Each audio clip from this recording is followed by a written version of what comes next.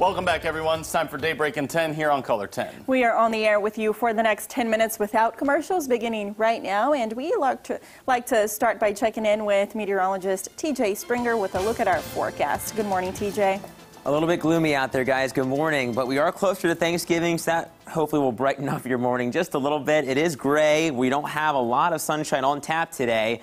And we do have some showers that we have been dodging here really throughout Daybreak thus far and through the overnight. Seeing that on our satellite and radar picture right now. Even some snow on the far northwestern fringes of this moisture out to the north and west. In Kansas, we're not going to see any snow here, but we are going to have some cooler air trying to filter in the 30s currently in Emporia compared to the upper 40s, lower 50s here throughout much of the Ozarks. Even the 60s out toward the east in Jonesboro, Arkansas. We have 43 in Monette, 50 in Clinton, currently 47 in Springfield. Don't want to forget, of course, the lights and wipers today. We're going to need them throughout at least a good chunk of probably half of our day almost, even though we don't have that yellow showing up, I think, through the morning on and off the rain. That's probably why we're just seeing the yellow there in the midday, because we'll probably have maybe a little band of rain, the following little piece of moisture, energy out to our north and west. I think by 3, we may be able to get in on a touch of sunshine as dry air works in, helps decrease that cloud cover some, but we'll have more of that on the way tonight. And of course, as we head into our Thanksgiving, we'll have that last look at the 70, what we're expecting, and of course for our Black Friday and the rest of our holiday weekend in just a little while. Guys? All right, thank you, TJ. This week, a lot of Americans are going to enjoy some food on Thanksgiving Day with their family or friends, be it in person or virtually. Nigel McDonald, though, is here with some reminders from health officials on food prep safety. Nigel. Yeah, good morning. The first step to safe food preparation is to clean. Now, Eric Markle with the Springfield Greene County Health Department says make sure you wash your hands with soap and water before and after preparing, serving, and eating food. Use hand sanitizer with at least 60% alcohol if soap and water are not available. If serving any food, consider having one person serve all the food so that multiple people are not handling the serving utensils. Instead of potluck-style gatherings, encourage guests to bring food and drinks for themselves and for members of their own household only. We're hoping that people consider staying home and keeping their Thanksgiving meal to their immediate family members in their immediate household. So things will look different, but even though we're not preparing the same amount of food, food safety is still important. We want to make sure that we cook our foods at the right temperature. Most notably, turkey and stuffing, we want to make sure get to 165 degrees. Well, you're also encouraged to wear a mask while preparing or serving food to others who do not live in your household. All right, Nisha, thank you. Some great tips. And students learning virtually may be missing on some social interaction, but there's a group of families trying to fix that problem. Story Walk takes place at Field Elementary School. Families and friends come together to read a book outdoors. This gives the kids social interaction and some physical activity. There's also a revamped movie night. Instead of having it at the gym, there's a food truck, and the PTA packs up some popcorn bags with candy, and so for them to have a movie night at home. We used to all have lunch together and play together. I kind of miss them a lot. I feel kind of sad. We usually just pretend that we are like anything and going around the place. I feel really upset because I just want this all to end. Like, I want to just like run towards my friends and just like play with them. For more information about community events you and your kids can attend, you can find this story on our website, ozarksfirst.com.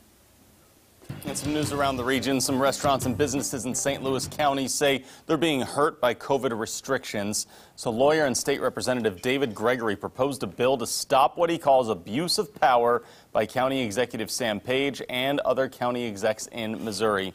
The bill would create a committee to oversee complaints against county restrictions. Gregory says he receives letters every day from constituents who disagree with Page's restrictions. Thousands. I've gotten thousands in the last couple weeks out of 36,000 people that I represent. So I'll tell you what, it's unbelievable the amount of support, the ask, the in fact begging of these people to get something done in St. Louis County to remedy this situation. Gregory will file the bill on Monday and hopes Governor Mike Parson will extend the current special session so it can be heard immediately. Students from Winnetonka High School in Kansas City put together hundreds of cards and goodie bags as a way of saying thank you to first responders for all of their hard work this year. The first responders say it's been a very difficult year and the gesture means the world to them. They say it's an unexpected pat on the back. It really makes it worth it. It has been a struggle through all this for all of us, so thank you. They're not looking for it, but when they get it, it really humbles them. They're gonna so much appreciate this. So thank you.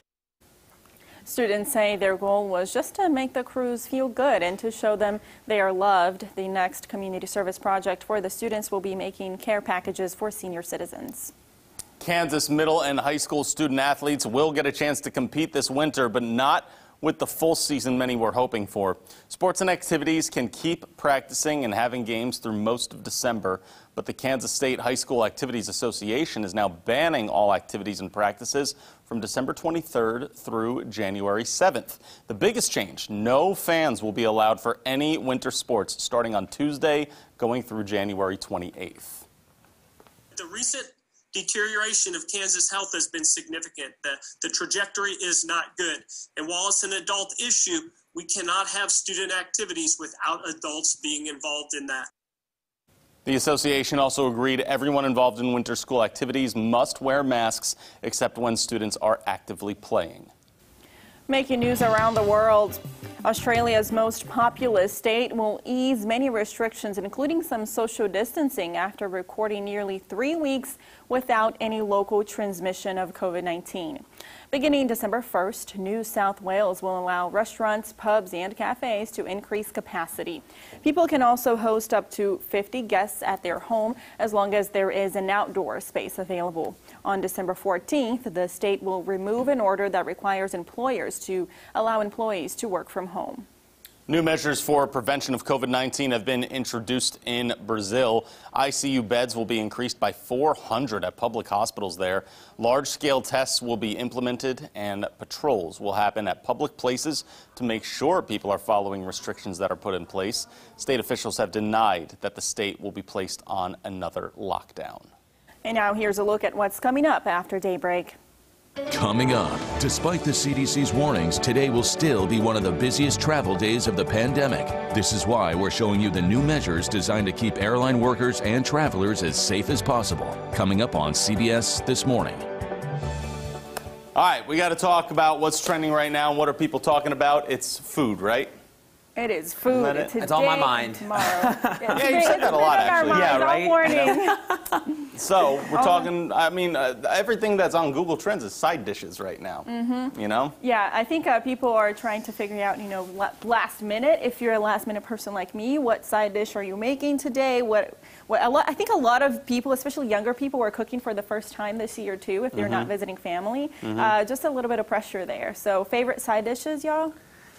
Oh, I was going to go the other way. Is there a popular one you don't really like?